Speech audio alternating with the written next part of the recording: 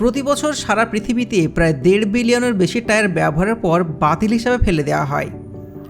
একটি টায়ার সরাসরি পুড়িয়ে ফেললে বাতাসে ছড়িয়ে পড়ে বিষাক্ত ধোঁয়া, কার্বন মনোক্সাইড সহ নানান ক্ষতিকর সমস্ত উপাদান। আর তাছাড়া ফেলে দেওয়ার পর একটা টায়ার মাটির সাথে মিশতে প্রায় 4000 বছর সময় লাগে। তাহলে বুঝতেই পারছেন একটা টায়ার আমাদের পরিবেশের জন্য ঠিক কতটা ক্ষতিকর। কিন্তু আজ আমরা আপনাদের নিয়ে যাব পাকিস্তানের এমন একটা ফ্যাক্টরিতে, যেখানে পুরনো নষ্ট হয়ে যাওয়া এক একটা টায়ারকে নতুন আরেকটা জীবন দেওয়া হয়। হ্যাঁ, পুরাতন টায়ার ফেলে না দিয়ে সেগুলো দিয়ে বানানো হচ্ছে হাজার কোটি টাকার মূল্যবান ব্যবহারযোগ্য তেল। পুরো বিশ্ব যেখানে ভাবে এগুলো কোনো কাজেই আসবে না, ঠিক সেখানে এই কোম্পানি তার উল্টো করছে। কিভাবে একটা বাতিল টায়ার গলিয়ে মূল্যবান জ্বালানি তেলে পরিণত করা হয়।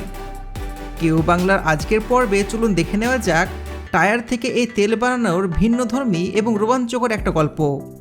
তো চলুন শুরু করা যাক আজকের ভিডিও। টায়ার থেকে তেল বানানোর জন্য সবপ্রথমেই হাজার হাজার পুরাতন হয়ে যাওয়া টায়ার ফ্যাক্টরির সামনে এনে জড়ো করা হয়। ফ্যাক্টরি গেট খুললেই দেখা যায় শুধু পড়ে থাকা টায়ার। এরপর শুরু হয় কাঁচামাল প্রস্তুত করার প্রথম ধাপ। দক্ষ হাতে খুবই সাবধানে বিশেষভাবে বানানো ধারালো স্টিলের পাত দিয়ে প্রতিটি টায়ারের ভেতর থেকে স্টিল কিংবা লোহার অংশগুলো আলাদা করা হয়।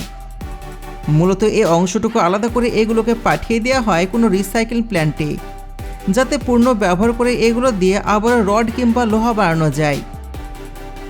লোহা বের করার পর টায়ারের চারপাশে শক্ত অংশটুকু গোল করে ঘুরিয়ে কেটে ফেলা হয়।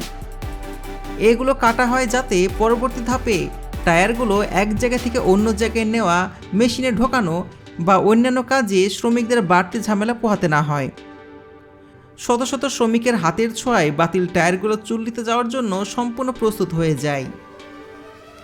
এরপর আগে থেকে কেটে স্তূপ করে রাখা এই টায়ারগুলোকে নিয়ে যাওয়া হয় কারখানার ভেতরে, একটা বিশাল সাইজের চুল্লি বা রিয়াক্টরের ভেতরে। একসঙ্গে হাজার হাজার কেটে রাখা টায়ার এই বিশাল পেটের ভেতর দিয়ে পুরো চুল্লির মুখ শক্তভাবে আটকে দেওয়া হয়। এরপর চুল্লির দরজার সাথে লেগে থাকা প্রতিটি স্ক্রু রেঞ্জ দিয়ে এমনভাবে টাইট করা হয় যেন ভেতর থেকে এক বিন্দু বাতাস লিক না হয় বা বাইরের কোনো অক্সিজেন ভেতরে ঢুকতে না পারে। এরপর আসে এই বিশাল চুলায় আগুন দেওয়ার পালা। এত বিশাল সাইজের চুলা আগুন দেওয়ার জন্য প্রয়োজন হয় একসঙ্গে কয়েক মন কাঠ বা কয়লা। ঘন্টার পর ঘন্টা এই টায়ারগুলোকে পোড়ানোর জন্য একজন কর্মী এই চুল্লির নিচে চেম্বারে ঢুকে শুকনো কাঠ দিয়ে চারপাশটা ভালো মতন বোঝাই করে দেন। এরপর চুলায় আগুন ধরিয়ে দিয়ে শুরু হয় দীর্ঘ অপেক্ষার পালা। তাপ যাতে সব জায়গাতে সমানভাবে পৌঁছতে পারে সেই জন্য আধুনিক কারখানাগুলোতে পুরো চুলাটাকে স্বয়ংক্রিয় মোটরের সাহায্যে চারিদিকে ধীরে ধীরে ঘোরানো হয়। এইভাবে প্রায় 10 থেকে 15 ঘন্টা অক্সিজেন ছাড়াই উচ্চ তাপমাত্রায় টায়ারগুলোকে গরম করা হয়।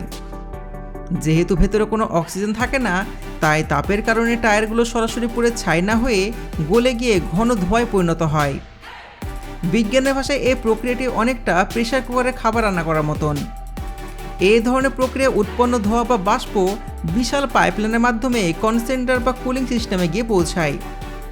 সেখানে এই গরম বাষ্প ঠান্ডা পানির সংস্পর্শে এসে আস্তে আস্তে ঘন কালো তেলে পরিণত হয়। বৈজ্ঞানিক ভাষায় অক্সিজেন ছাড়া এইভাবে টায়ার গলিয়ে তেল বের করা এই প্রক্রিয়াকে বলা হয় পাইরোলাইসিস সিস্টেম। আর এই ঘন কালো তেল মূলত ইন্ডাস্ট্রিয়াল জ্বালানি হিসাবে ব্যবহার করা হয়। সহজলভ্য এবং দাম তুলনামূলক কম হওয়ার কারণে দিনকে দিন বয়লার, চুল্লি বা রিফাইনারিগুলোতে এই পাইরোলাইসিস তেলের চাহিদা লাফিয়ে লাফিয়ে বাড়ছে। তবে এই প্রক্রিয়া থেকে শুধুমাত্র তেল পাওয়া যায় না, পাওয়া যায় আরও বেশ কিছু মহামূল্যবান বাই প্রোডাক্ট, যার মধ্যে অন্যতম হলো কার্বন ব্ল্যাক পাউডার। উচ্চ তাপে গলে গিয়ে ঠান্ডা হবার পর কালো রঙের এই টায়ারের গুঁড়োগুলো কিন্তু রাবার কিংবা প্লাস্টিক শিল্পের এক মহামূল্যবান কাঁচামাল। সেই সাথে এই ব্ল্যাক পাউডার নিউজ প্রিন্টিং কিংবা ফটোকপি মেশিনের কালি হিসাবেও ব্যাপকভাবে ব্যবহার করা হয়। তাছাড়া টায়ারের ভিতরে থাকা স্টিলের তারগুলো কিন্তু একেবারে ফেলে দেওয়া হয় না। চুল্লি ঠান্ডা হবার পর ভেতরে জমে থাকা এই তারগুলোকে টেনে বের করা হয় এবং পুনরায় ব্যবহার করে আবার লোহা কিংবা স্টিলে পরিণত করা হয়। অর্থাৎ একটি টায়ারে কোনো অংশই কিন্তু ফেলা হয় না।